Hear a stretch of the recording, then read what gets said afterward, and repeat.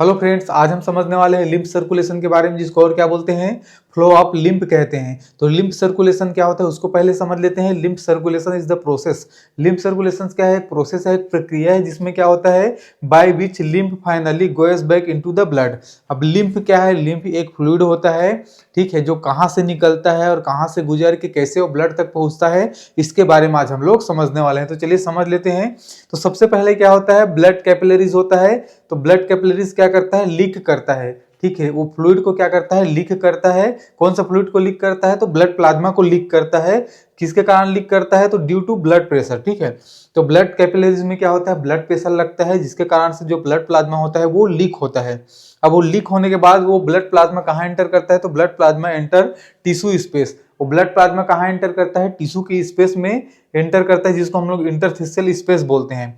अब उस टिश्यू के स्पेस में जैसे वो एंटर करता है, तो जैसे ही उसका जगह चेंज होने के कारण, जैसे वो ब्लड वेसल्स में है तो ब्लड प्लाज्मा बोलते हैं उसको, लेकिन जैसे ही वो इंटरस्टिशियल स्पेस में आ जाएगा तब उसका नाम क्या हो जाएगा? इंटरस्टिशियल फ्लूइड हो जाएगा, ठीक है। इंटरस्टिशियल फ्लूइड हो जाएगा। अब ये इंटरस्टिशियल फ्लूइड फिर आगे बढ़ेगा, आगे बढ़ के कहाँ जाएगा? Lymph enter the lymphatic capillaries, ठीक है। अभी इंटरस्टिशियल फ्लूइड जहां कहां इंटर कर रहा है? तो लिम्फेटिक कैपिलरी में एंटर कर रहा है। अब जैसे ही कैपिलरी में एंटर करेगा तब इसका नाम चेंज हो जाएगा, ये क्या बन जाएगा? लिम्फ बन जाएगा। तो जहां पे वो जाता है वो जगह के अनुसार उसका नाम चेंज हो रहा है। ब्लड वेसल्स में है तो ब्लड प्लाज्मा, ठीक है। इंटरस्टिशियल स्पेस में है तो इंटरस्टिशियल फ्लूइड, ठीक है। अगर वो लिम्फेटिक कैपिलरी में आ रहा है तो उसका नाम क्या हो जा रहा है? लिम्फ हो जा रहा है, ठीक है। अब ये जो लिम्फ है आगे बढ़ेगा, उसके बाद कहां जाएगा? Then it passes into the larger lymphatic vessels. ये कहां चले जाएगा? बड़े बड़े जो लिम्फेटिक वेसल्स रहेंगे वहां चला जाएगा।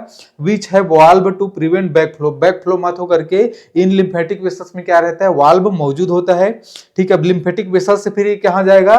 ठीक है, along its path it's pass through the lymphatic nodes where it's goes filter, ठीक है। अब यहाँ पे क्या होता है देखो, लिम्फेटिक वेसल्स के बीच बीच में क्या रहता है? लिम्फ नोड रहता है। तो उसी लिम्फ नोड में क्या होता है? गेट फिल्टर्ड होता है। जो लिम्फ आता है वो किससे गुजरता है? तो ये लिम्फ नोड से गुजरता है और यहीं पे क्या होता है? फिल्ट्रेशन का काम होता है। अब यहाँ पे फिल्टर होके फिर वो आगे बढ़ेगा, किसमें? लिम्फ जो वेसल्स है उसी में आगे बढ़ेगा। अब आगे बढ़ के कहाँ पहुंचेगा? तो finally lymph is collected into the two main duct. जो बड़े बड़े जो डक्ट होते हैं वहां पे फिर ये लिम्फ क्या होता है? पहुंच जाता है। तो एक डक्ट होता है जिसको राइट लिम्फेटिक डक्ट बोलते हैं, ठीक है। एक होता है थोरेसिक डक्ट बोलते हैं, ठीक है।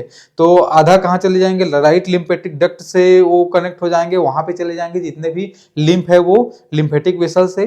और थोरेसिक डक्ट में लेफ्ट साइड में क्या होगा? लेफ्ट साइड का जितना भी है थोरेसिक डक्ट में चले जाएंगे जो भी लिम्फ है वो, ठीक है। अब ये दोनों फिर कहाँ खुलेंगे?